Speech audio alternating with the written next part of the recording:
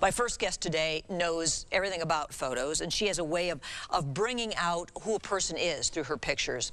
Listen up if you have a daughter right now between ages 8 and 14, because Shuva Rahim is here to show us the CreativeGirl photo sessions. CreativeGirl is what you call this. Right. What's the idea about that, Shuva? Well, the idea of CreativeGirl is to highlight who a girl is between this age range. And a lot of times during this time frame, a girl is more focused on what she looks like. And so I think this highlights more her personality and just what's going on in her head. I think this is great, because when I was, well, now it seems like girls are getting into that earlier, like by age 8, they're maybe writing in a journal or something. Right. I'll start with this one. This is Sienna's. So this gives you folks an idea of what this is. You go out and have a photo session with these girls, but you interview them first. Right. So tell me about that. Well, I asked them about a series about 20 questions that I come up with, and the questions are related to their likes and what they want for the future, and what the things they like in their life right now, the things they want to do in their future, and just a variety of different questions. Right now we're looking at, this is, her name is Danielle's session that you did with her.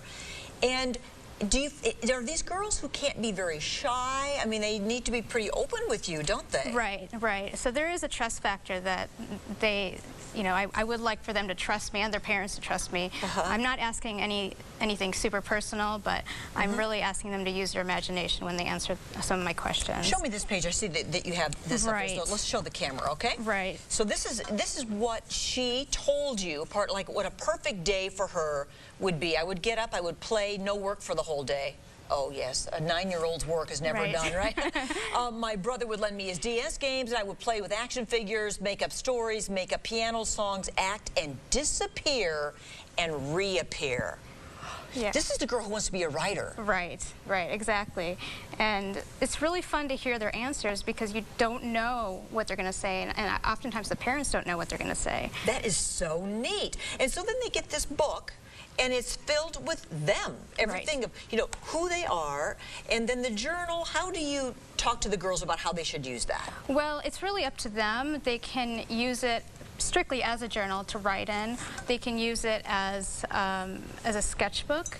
So if I find through the interview that the girl really likes to draw instead of write, I'll create a sketchbook instead of a standard journal. Or they can use it to post photos in. So they can do whatever they want with it. It must be interesting for you, with your gift of photography, to think of how you're going to tell people's stories, because that's what photos are, aren't they?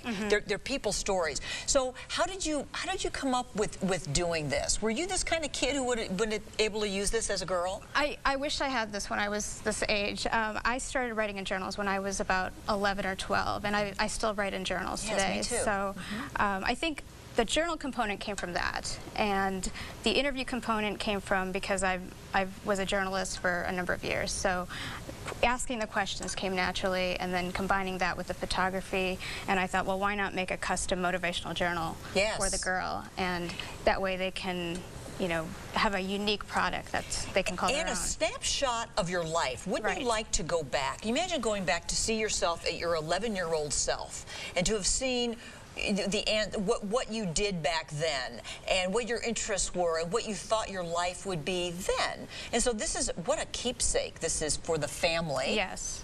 And for the girl. Yes. There's the back cover. How do you decide what you're going to put on the back cover? Well, actually, it's a collaborative process between, usually it's the mom that's involved and the child. So we go over the design, and they get to select the pictures. See, this one is the girl's name, Sienna, on the back cover. Right. The block letters that show her name. Yeah. That is so neat. So if this is something that you'd be interested in, you're taking appointments for this now? Right, absolutely. It could be outside, inside, wherever you want to do it, exactly, exactly. Well, Shuva, it was great to have you here today. Thank you. You so much. This is the CreativeGirl photo session, and Shuva has a lot of, you've been here before with how you tell the stories of couples, how they met. Right.